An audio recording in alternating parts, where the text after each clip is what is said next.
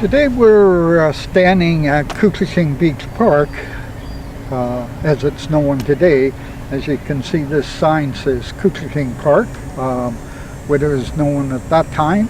And we're going to talk about some of the history of Couchiching Park today. You can notice behind me this raised area where they have the stones spelling out Couchiching Park.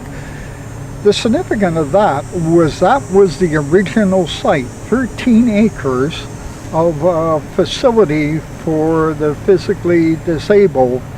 And back in 1861, it was the first provincial institute to house people with disabilities. And at the time, it was known as the Confiscate Lunatic Asylum. Words that we wouldn't find proper today.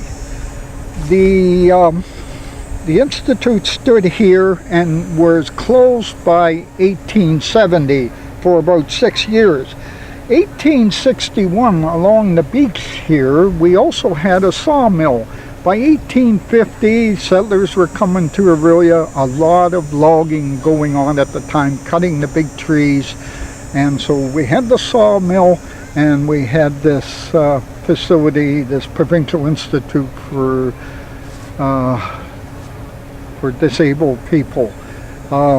6 years after it closed in 1970, it opened again in 1876, under a new name, Hospital for Idiots and Imbeciles. Still harsh words in today's culture.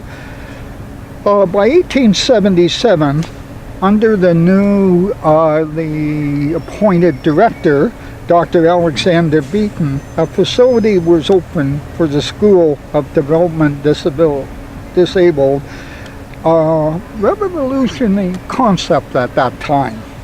By 1885, Dr. Beaton spearheaded a movement to move from this facility, which they did, to a new facility in 1887 on 151-acre site on the shores of Lake Simcoe, which we know as the Huronia Regional Center, which was only recently closed down, and the land is sitting there being unused at this time. Back here to this 13-acre site, so now the mill has gone, it has become beach. The area, the foundation for the old building was never removed. It was just backfilled in to give this raised platform area.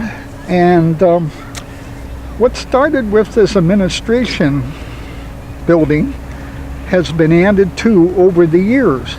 More settlement in the 1880s and 1890s, and by 1921, a lot of new facilities were coming to Couchiching Beach Park, which we will still see today. So we'll visit some of those other interesting areas in Couchiching Beach Park.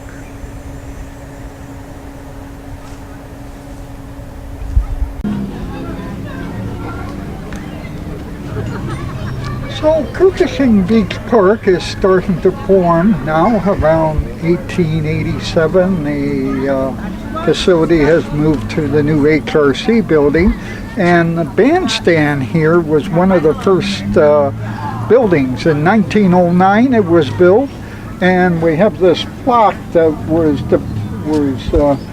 on July the 1st, 1997, celebrating the first 100 years of the park on the bandstand. So now we're starting to get a beach where people go swimming, where they have band music, and after the bandstand more things were added, and we'll visit some of those sites now.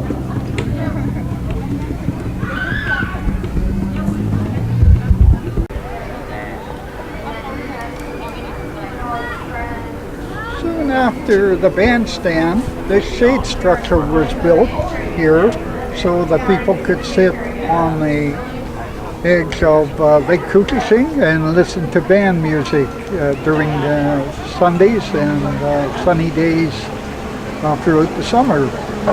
It has undergone two restoration by the provincial government funded Ministry of Culture and Communications, and it's now designated as a heritage building here.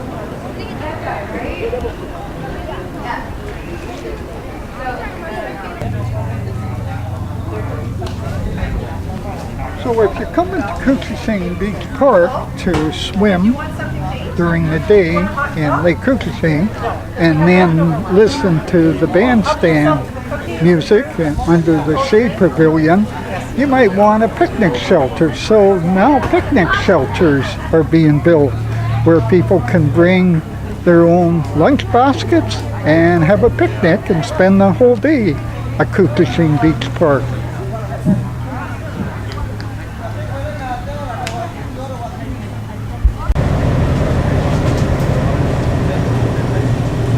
Not everybody that was coming to Couchiching Beach Park to swim in the lake and listen to the band music were bringing their own picnic baskets to have a picnic lunch.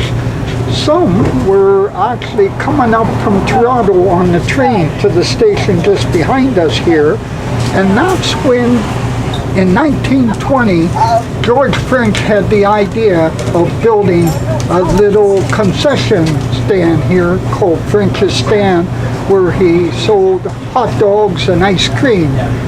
As time went on, he added to that with hot dogs or with hamburgers and French fries and even poutine today. So still a very popular spot. But when the train arrived from Toronto and the visitors would stroll down to Couchiching Beach Park and the bandstand, they'd stop at French's here for a hot dog and an ice cream cone. That was kept in the family when Webb, whose picture is behind me here, took over from his father George, and he operated it. It's still in the family, and it's still a popular spot today. There are stories of Stephen Leacock walking out on a Sunday afternoon from his house at Leacock Point in his white suit and Panama hat and spending the day on the beach here, that he would have an ice cream cone here at French's Stand before walking back to Leacock Point.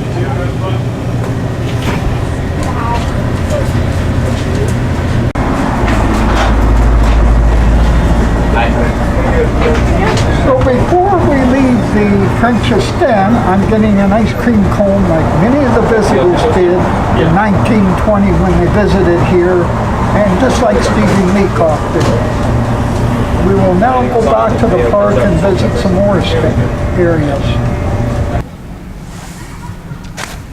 Next, as the park developed, the next thing to come was the Champlain Monument to commemorate the visit of Samuel D. Champlain in 1615. And that's when we got the monument and these cannons. The monument has been taken down temporarily, and a new monument's going to be erected soon at this site, and you can see the workmen behind us are just getting ready for the new monument to come in.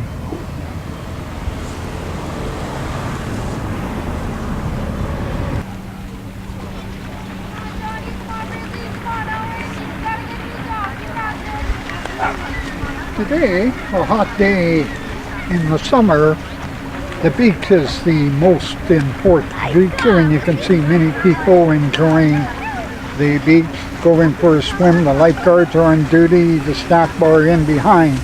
But we're going to go over and visit the Aqua Theater, the other side of the beach, that was erected back in 1958. It was one of the more recent additions to Couchiching Beach Park.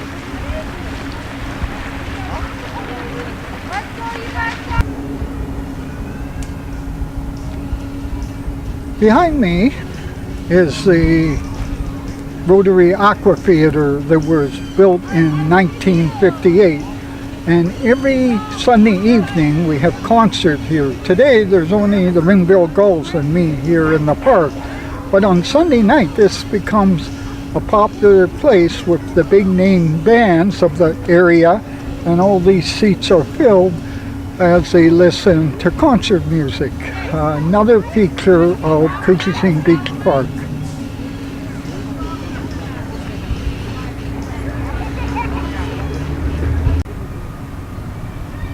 We have come full circle around Couchiching Beach Park, and we're now here at the Rotary train station. This little train runs around to the train house at the other end of the park and back again, giving visitors a feel of what it would have been like back in the 1900s riding the train coming up here. We call this Affley Junction because the original train came up here in 1872 from Barrie, crossed over to Affley and went up the east side of the lake. By 1873 the Midland Railway came across the other way on over to Midland. So from the 1870s onward, Aurelia was a major train station. There's three railways in Aurelia. First the Northern Railway, then the Midland Railway, which become the CNR, and then the CPR came through in the early 1900s.